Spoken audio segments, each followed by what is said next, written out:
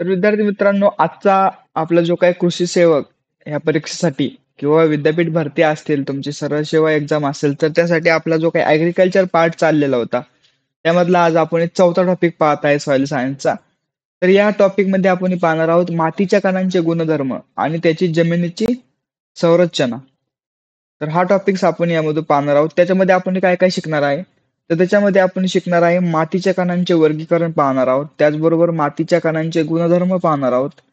मातीच्या कणांच्या प्रमाणानुसार जमिनीचे वर्गीकरण कसे पडते ते हा एक पॉइंट आपण या टॉपिक मधून कव्हर करणार आहे. त्यानंतर जमिनीची संरचना व प्रकार आणि जमिनीची घडण व फूल व समुच्चता एवढे आपण हे काय 5 पॉइंट आहेत, तर या टॉपिक मधून आपण कव्हर करणार आहोत.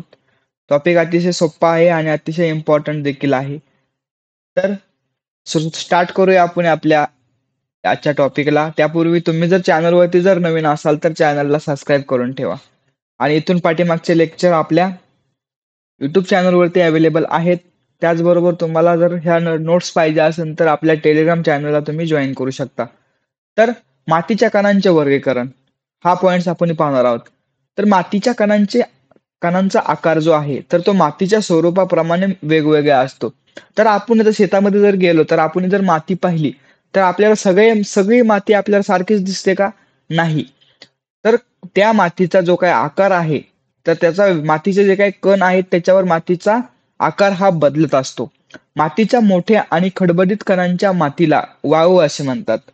जे काय आपण तुम्ही वाळू पाहिली असेल, तुम्ही घराला वापरतात, तर काय मातीच्या मोठ्या सगळ्यात मोठा आणि खडबडीत जो काही कण असतो तर त्याला आपण काय बोलतो? वाळू असे बोलतो. तर बारीक कणांच्या मातीस काय बोलतो आपण? चिकण माती असे बोलतो. म्हणजे एकदम स्मॉल पार्टिकल्स असतील सॉइलचे, एकदम बारीक कण असतील तर त्या मातीला आपण चिकण माती असे म्हणत असतो. ओके. त्याचबरोबर मातीच्या कणांची वर्गवारी करण्यासाठी त्यांच्या आकाराची स्थूल मर्यादा ठरवणे आवश्यक आहे.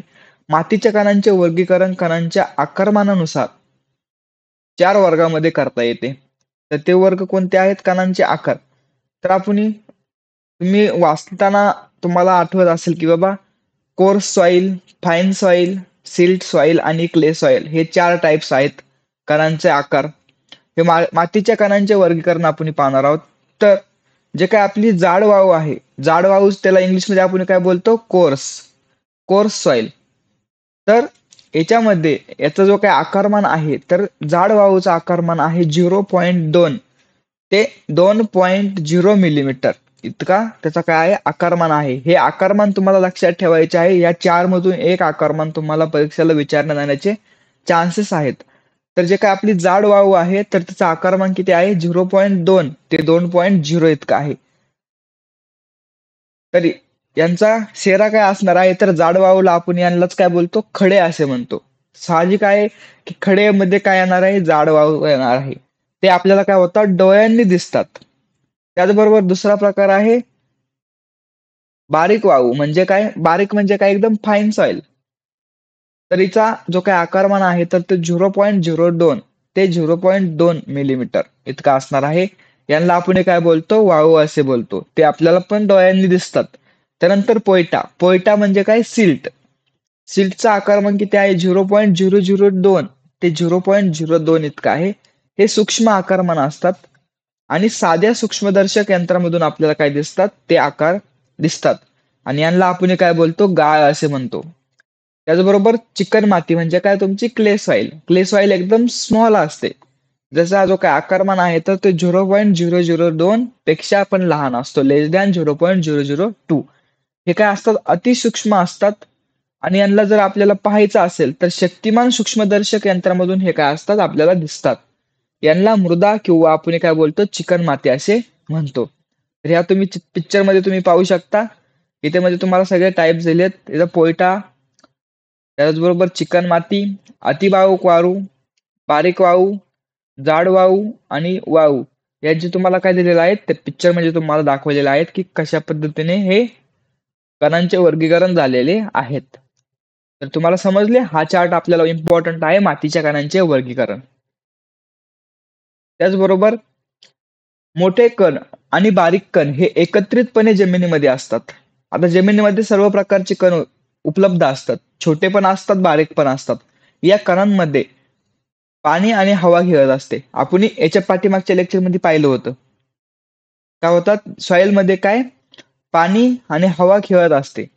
अन्नद्रव्य द्रवरूप आणि घनरूप अवस्थेत असतात. जे काही जमिनीमध्ये अन्नद्रव्य असतात तर ते कोणत्या अवस्थेमध्ये असतात? द्रवरूप आणि घनरूप अवस्थेमध्ये असतात. त्यानंतर बारीक लहान मऊ कणांच्या मातीचा पोत चांगला असतो. जो काय बारीक माती असते, लहान आणि मऊ कण असतात, ह्या मातीचा काय असतो? पोत चांगला असतो. तर भरड्या जाड मातीचा पोत चांगला नसतो. बारीक कणामध्ये काय होतं? पाणी शोषून घेण्याची शक्ती अधिक असते. म्हणजे जे काय आपली क्ले सॉइल आहे तर तिच्यामध्ये काय आहे? हायली वॉटर होल्डिंग कॅपॅसिटी आहे. ती पाणी जास्त शोषून ठेवू शकते. परंतु जे काय आपली मोठी सॉइल आहे म्हणजे मोठ्या कणांमध्ये काय आहे? लेस वॉटर होल्डिंग कॅपॅसिटी आहे. त्याच्यामध्ये आपल्याला पाणी जास्त दिवस ती जमीन धरून ठेवत नाही. आज पाऊस झाला तर ते लगेच ड्रेनेज होऊन निघून जातं. तर जमिनीचा पोत चांगले असण्यावर जमिनीची उत्पादकता अवलंबून असते. जर जमिनीचा पोतच जर चांगला नसेल तर तुम्हाला उत्पादन भेटणार आहे का जमिनीमधून? तर कमी भेटणार आहे. भेटणार नाही असं नाही, पण कमी भेटणार आहे. परंतु जमिनीचा पोत जर चांगला असेल तर त्याच्यावर काय असते? त्या पोतावर जमिनीची उत्पादकता अवलंबून असते.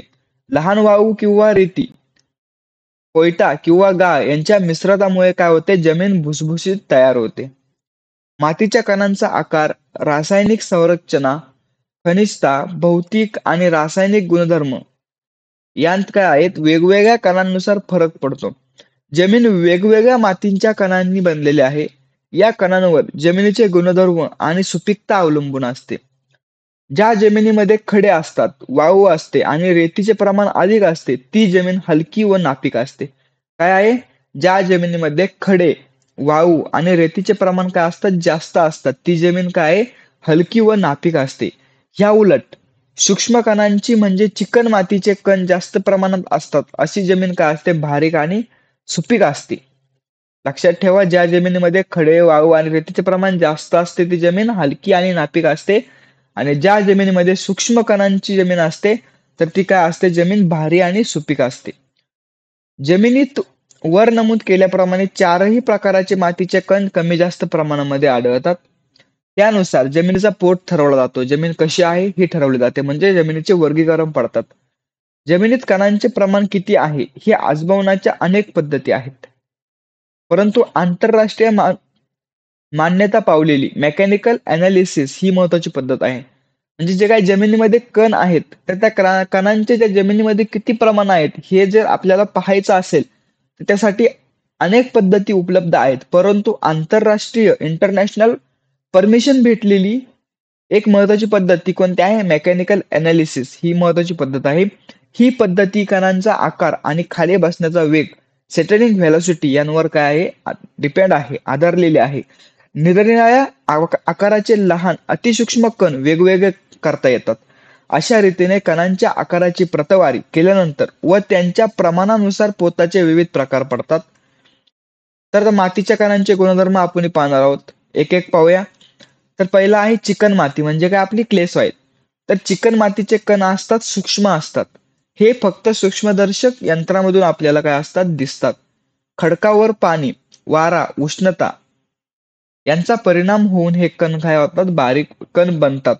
त्यामुळे यात अन्नद्रव्यांचे प्रमाण काय असतात? जास्त असतात. अन्नद्रव्य आकाराने लहान असल्यामुळे व त्यांच्या विशिष्ट गुणधर्मामुळे ते जमिनीत टाकले असता स्थिर राहतात.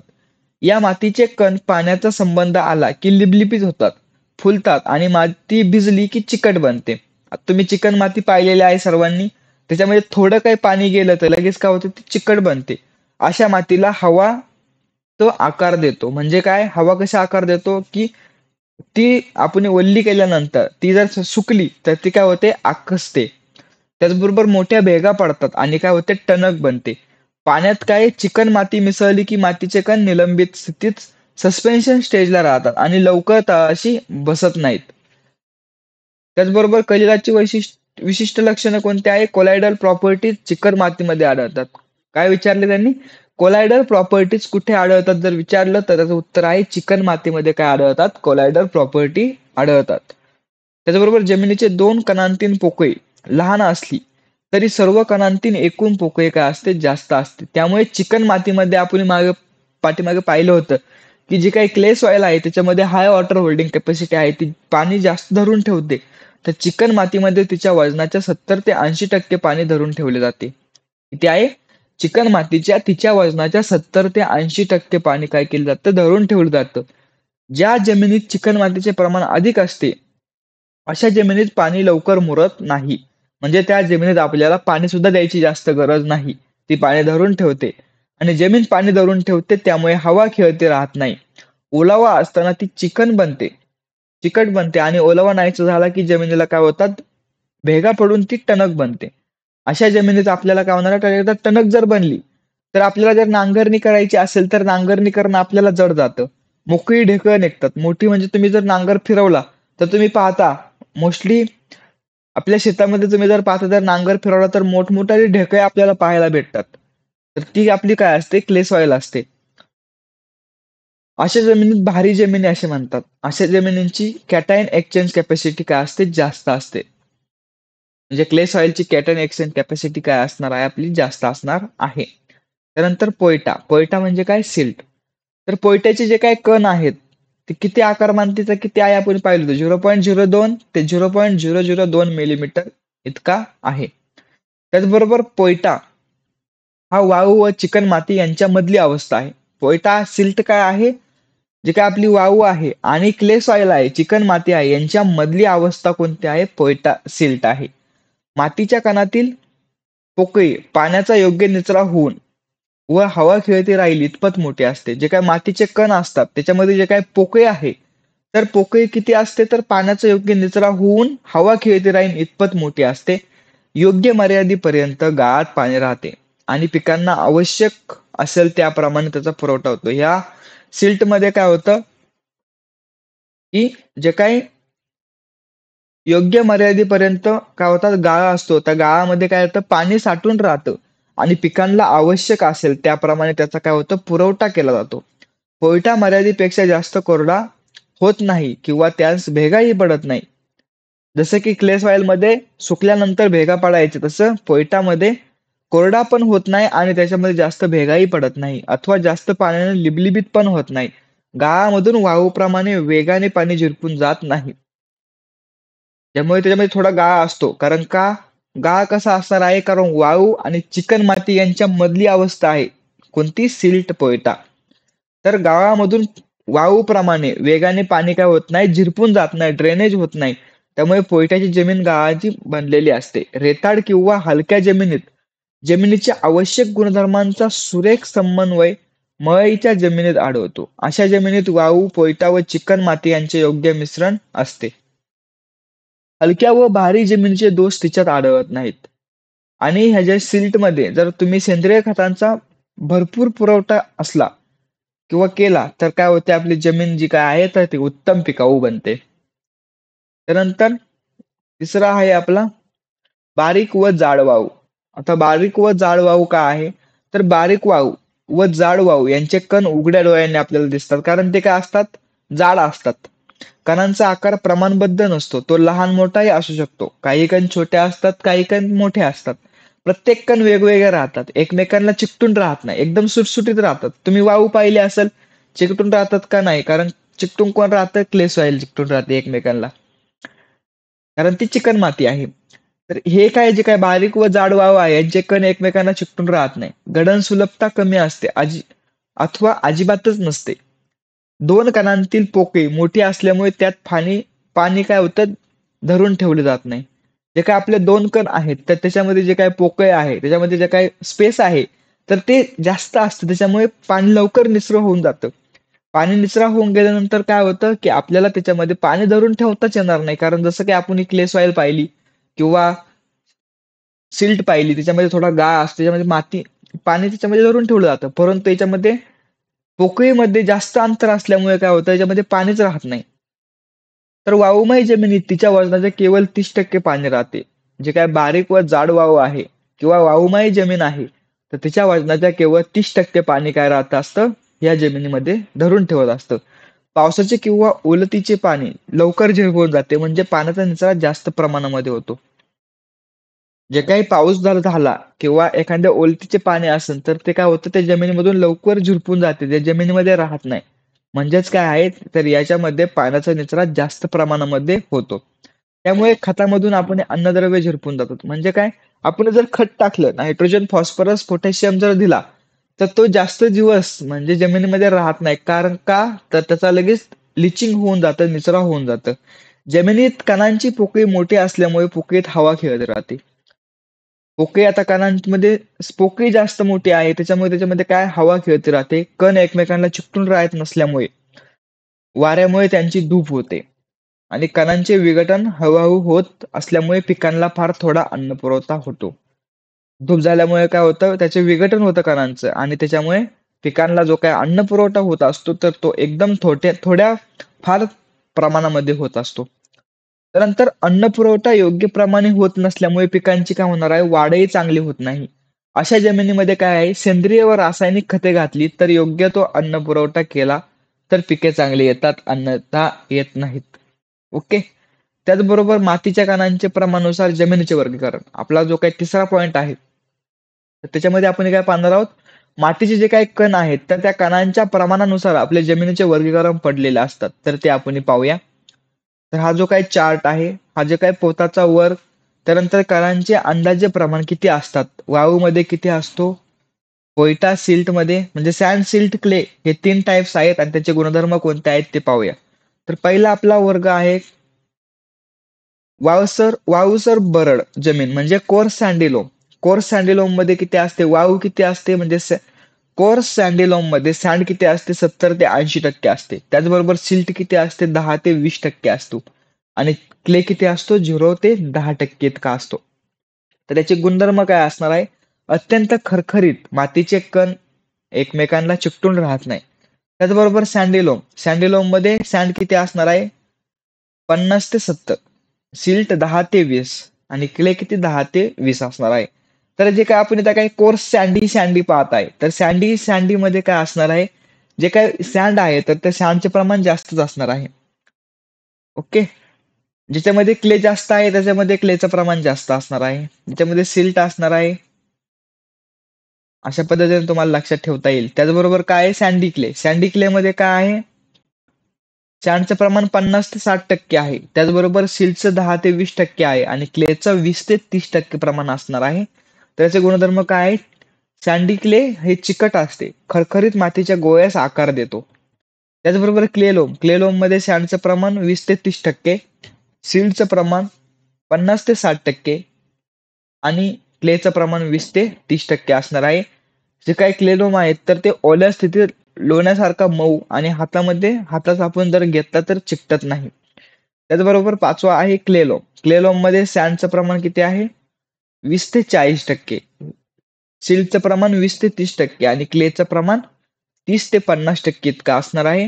क्लेलोम मध्ये ओली माती हातास चिकटते, मातीच्या गोळ्यास आकार देता येतो. म्हणजे आपण जर बारकाली पोरं खेळतात की असे लाडू बनवतात, तर मग ती माती एकमेकांना चिकटून राहते, ती कोणती माती असते, क्लेलोम असते. कारण त्याच्यामधून आपल्याला गोळ्यास आकार देता येतो. कारण आपण जर लाडू करायचं म्हणत असो, खेळत असताना आपण त्याच्यामधून मूर्ती बनवतो, लाडू बनवतो, त्या मातीला आपल्याला आकार देता येतो.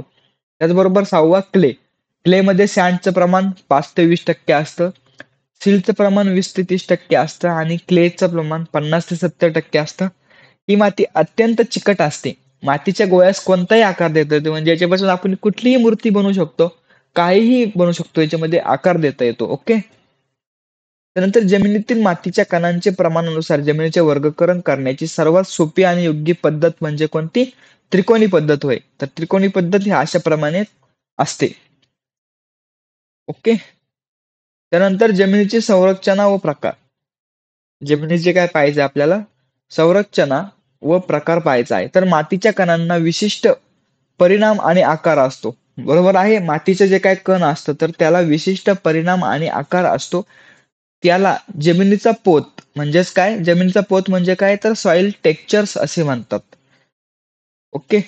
त्यानंतर जमिनीतील घनकण, पाणी व हवा यांची मांडणी, जमिनीमधील घनकण, पाणी व हवा यांची मांडणी आणि त्यांच्या घटकांची आंतरक्रिया या सर्वांचा मिळून मृद संरचना सॉइल स्ट्रक्चर असे म्हणतात. काय? सॉइल स्ट्रक्चरची डेफिनेशन काय आहे?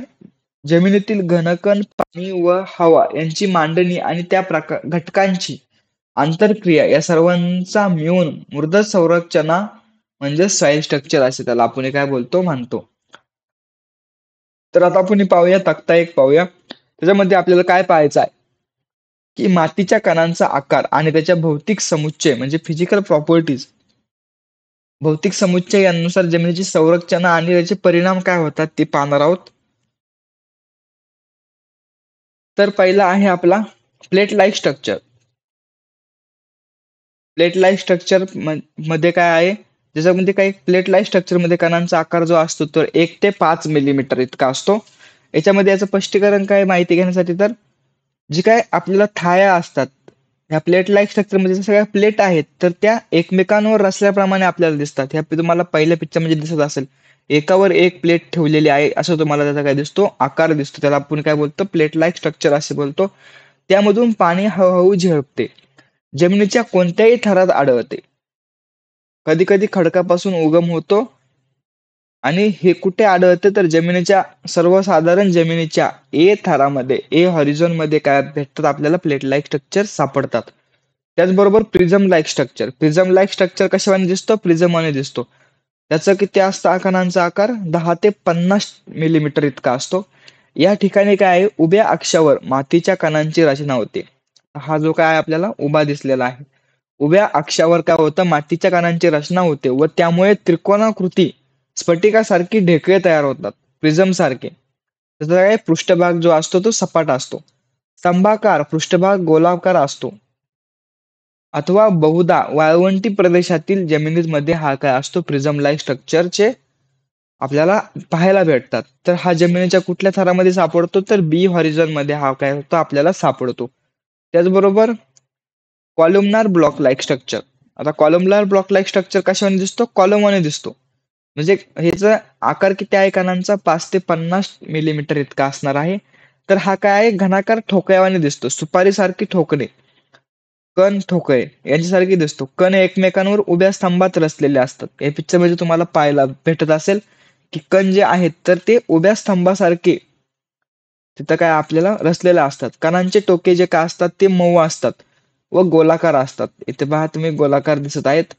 सामान्यपणे भारी जमिनीच्या उपस्तरांत आढळतात. विशेषतः दमट प्रदेशातील जमिनीमध्ये हे काय आढळतात, कॉलमनार ब्लॉक लाईक स्ट्रक्चर आढळतात. त्याचबरोबर ग्रॅन्युलर स्ट्रक्चर. ग्रॅन्युलर स्ट्रक्चर कसे आहेत, सच्छिद्र रवा जमिनीचे कण एकमेकांना चिकटून बऱ्याच कणिका तयार होतात. शेतकऱ्यास ह्या जमिनीचे फूल असे म्हणतात. या कणिका सरळ किंवा तिरक्या स्तंभामध्ये रचल्या जातात. अशा संरचनेमुळे कणांतील पोकळीत, कणिकांच्या पोकळीत भर पडतो आणि यांच्यामुळे पाण्याचा निचरा काय होतो, चांगला होतो, हवा खेळती राहते, जीवाणूंची वाढ पण चांगली होते आणि रासायनिक क्रियेत चांगला वाव मिळतो. जमिनीच्या पृष्ठभागात या संरचनेत झपाट्याने बदल होतो. ओके. त्यानंतर 5वा पॉइंट पाहायचा आहे आपल्याला, शेवटचा पॉइंट असणार आहे असा, जमिनीचे घडण, पूल व समुच्चता. जमिनीचे आदर्श घडण. जमिनीचे आदर्श घडण कसे आहेत, तर रवा खडक ही जमिनीचे आदर्श घडण होय. रवा घडण ही जमिनीत असणाऱ्या मातीच्या सूक्ष्म कणांवर अवलंबून असतात. जमिनीच्या सूक्ष्म कणांत जर कॅल्शियम मोठ्या प्रमाणामध्ये जर असेल तर त्यांचा काय होतं, त्यांना चुनायुक्त जमीन म्हणजे कॅल्शिकोल असे म्हणतात. जर एखाद्या जमिनीमध्ये सूक्ष्म कणांमध्ये जर कॅल्शियम जर मोठ्या प्रमाणामध्ये उपलब्ध असेल तर त्यांना आपण काय बोलतो, कॅल्शिकोल असे म्हणतो, चणायुक्त जमिनी. त्यानंतर धैंच्या सारखी हिरवळीची पिके घेऊन ती जमिनीत जर गाडून टाकावी. ग्रीन मॅन्युरिंग क्रॉप आहे धैंच्या, की ज्याच्यामुळे काय होतं, आपण जर त्याला मोठं केलं आणि फ्लॉवरिंग स्टेज नंतर आपण काय केलं, त्याला जर गाडून टाकलं जमिनीमध्ये तर काय होतं, जमिनीचा पोत सुधारतो. ओके. आणि त्याच्यामुळे आपल्याला जमीन काय होणार आहे, आदर्श घडण होणार आहे. जे काय आपल्या जमिनीचा ऱ्हास झालेला असतो तो सुधारतो.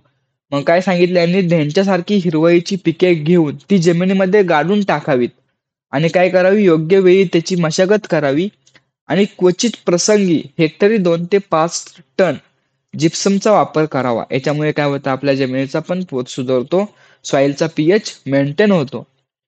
त्याचबरोबर दुसरा पॉइंट आहे जमिनीचे पूल म्हणजे काय, सॉइल टिल्ट. जमिनीचे पूल म्हणजे सॉइल टिल्ट. तर जेव्हा रोपांच्या वाढीच्या दृष्टीने जमिनीची एकूण भौतिक स्थिती विचारात घेतली जाते, तेव्हा तिला जमिनीचे पूल असे म्हणतात, सॉइल टिल्ट असे म्हणतात. काय डेफिनेशन सांगितली यांनी? जेव्हा रोपांच्या वाढीच्या दृष्टीने जमिनीची एकूण भौतिक स्थिती विचारामध्ये घेतली जाते, तेव्हा तिला जमिनीचे टिल्ट असे म्हणतात, सॉइल टिल्ट असे म्हणतात. त्यानंतर जमिनीचे पोत व गळण यांवरच जमिनीचे पूल अवलंबून असतात. भारी पोताच्या व रवा खडणीच्या जमिनींना शेतकरी चांगल्या फुलाच्या जमिनी मानतात व हे फुल टिकवण्यासाठी सतत प्रयत्न करतात. तर ते प्रयत्न कोणकोणते केले पाहिजे शेतकऱ्यांनी? की बाबा चांगला पोत घडला पाहिजे, आपली जमीन चांगली बनली पाहिजे, यासाठी आपण त्यासाठी जी काय मातीची धूप होत आहे तर ती थांबवली पाहिजे. तिच्या निचराकडे लक्ष दिले पाहिजे. तिचा पाण्याचा निचरा झाला नाही पाहिजे. जास्तही पाण्याचा निचरा म्हणजे जमिनीमध्ये जास्तही पाणी साठून नाही राहिलं पाहिजे. त्याचा योग्य प्रमाणामध्ये निचरा झाला पाहिजे. त्याचबरोबर योग्य प्रमाणामध्येच आपल्याला खतं दिली पाहिजे. आपण काय करतो, अतिशय जास्त प्रमाणामध्ये खते टाकतो. त्यामुळे आपल्याला जी काही सॉइलची फिजिकल प्रॉपर्टी आहे ती डिस्टर्ब होते. सॉइल फर्टिलिटी लॉस होते. त्याच्यामुळे आपल्याला जास्त उत्पादन भेटत नाही. म्हणजे काय, योग्य प्रमाणामध्ये जेवढं त्याला खतं पाहिजे तेवढंच दिलं पाहिजे. जास्त करून ऑर्गॅनिक फार्मिंग केली पाहिजे. त्यानंतर मशागत देखील योग्य वापसाच्या वेळी करायला पाहिजे. भारी पोताची व मुक्त चुन्याची जमीन म्हणजे चांगल्या फुलाची जमीन होय. अशा जमिनीत पेरलेले जे काही बी आहे तर ते चांगले रुजते, पाणी साचवून धरते व तुंबवून ठेवत नाही. समजलं? त्यानंतर मातीच्या कणांची समुच्चता, ॲग्रिगेशन, याला काय बोलतात, ॲग्रिगेशन. तर मातीचे कण एकत्र येऊन संयुक्त दाणेदार कण तयार होण्याच्या क्रियेस समुच्चता असे म्हणतात. समुच्चता म्हणजे ॲग्रिगेशन म्हणजे काय, तर मातीचे कण एकत्र येतात आणि एकत्र येऊन संयुक्त दाणेदार कण तयार होतात. तर ह्या प्रोसेसलाच काय बोलतात, समुच्चता असे म्हणतात, ॲग्रिगेशन असे म्हणतात. तर खाली काही महत्वाच्या कारकांवर मातीच्या कणांची समुच्चता अवलंबून असते. तर काय आहे, माती ओली आणि सुकी होणे, त्याचबरोबर बर्फ वितळणे किंवा घोटणे, सेंद्रिय पदार्थ, सजीव सृष्टी, अधिशोषक अल्कली, त्याचबरोबर वातावरण, वनस्पती आणि जमिनीची मशागत, ही जे काही कारणे आहेत तर या कारणांवर काय मातीच्या कणांची समुच्चता अवलंबून असते. तर ती कशी, तर ते पाहूया. जमिनीमधून पाणी निघून गेल्यास, जमिनीमधून जर आपलं पाणी जर निघून गेलं तर आपली जमीन काय होणार आहे, कोरडी पडणार आहे, साहजिक आहे.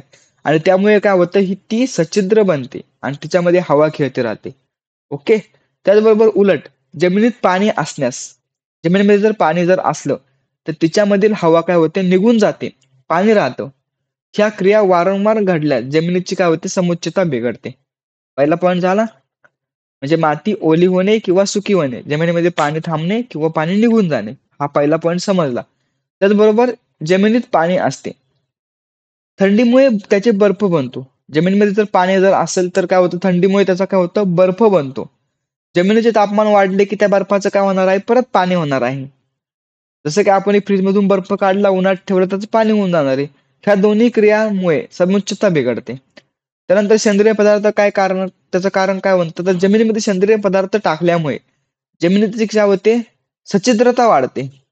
ओके. त्याचा पोत सुधारतो, पाणी धरून ठेवण्याची क्रिया वाढते, जमीन जास्त तापते आणि सूक्ष्मजीवांची वाढ पण काय होते, जास्त होते. आणि त्यामुळे जमिनीत भौतिक आणि रासायनिक क्रिया सतत चालू राहतात. त्यामुळे जमिनीची समुच्चता वाढते. सजीव काय होतात, जमिनीमध्ये आणि जमिनीवर राहत असल्यामुळे त्यांच्या हालचालींमुळे, उदाहरणार्थ बिळे पडतात, जमिनीतून इकडून तिकडून फिरणे, यांच्यामुळे समुच्चता बिघडते. तर गांडुळासारख्या प्राण्यांमुळे जमिनीची समुच्चता वाढते. कलिनीवर अधिशोषण असलेल्या अलकावर, उदाहरणार्थ कॅल्शियम, मॅग्नेशियम आणि हायड्रोजन यांवर काय होते, जमिनीची समुच्चता अवलंबून असते. कमी पावसाच्या प्रदेशातील जमिनीची खालच्या थरात समुच्चता जास्त असते. तापमान जास्त असेल तर सेंद्रिय पदार्थांचे विघटन वेगळ्या होते आणि समुच्चता पण वाढत असते. तर जमिनीची मशागत केल्यामुळे समुच्चता वाढते. नांगरणी, कोरपणी केल्यामुळे काय होतं, जमिनीत पाणी आणि हवा खेळती राहते, त्यांचा परिणाम समुच्चता वाढीवर होतो. तर अशा पद्धतीने आपलं जे काही लेक्चर आहे आजचा तर तो संपलेला आहे. तर तुम्हाला याच्याबद्दल काही डाऊट असतील तर आपल्या कमेंट बॉक्समध्ये नक्की सांगा. शक्यता डाऊट काय येणार नाही, कारण आपली मातृभाषा आहे, मराठी भाषा आहे. तुम्ही एकदा PDF वाचून काढली तरी तुम्हाला लवकर लक्षात येईल. तर विद्यार्थी मित्रांनो, थांबूया आपण आपल्या आजच्या व्हिडिओमध्ये. भेटूया पुढील नवीन व्हिडिओमध्ये. धन्यवाद.